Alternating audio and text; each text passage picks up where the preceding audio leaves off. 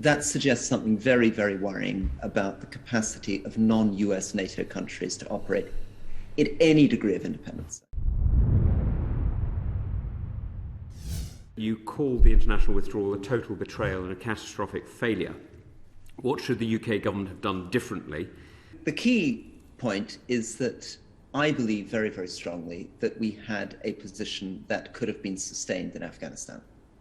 that a relatively light footprint would have been capable of preventing the Taliban from holding district capitals for a prolonged period of time. In other words, essentially what had been happening since 2014, which is that the Taliban was a rural insurgency that was capable occasionally of taking district capitals,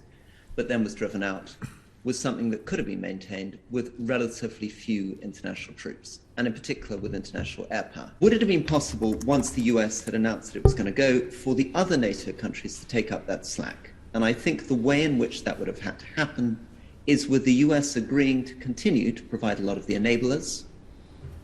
perhaps a lot of the civilian contractor support for the planes, but some sort of agreement where the UK, France, Turkey, Germany, Italy, Spain, and others would say to President Biden, okay, you can get your boots off the ground, which is what you're committed to, but we need the following forms of support.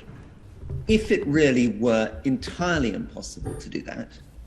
that suggests something very, very worrying about the capacity of non-US NATO countries to operate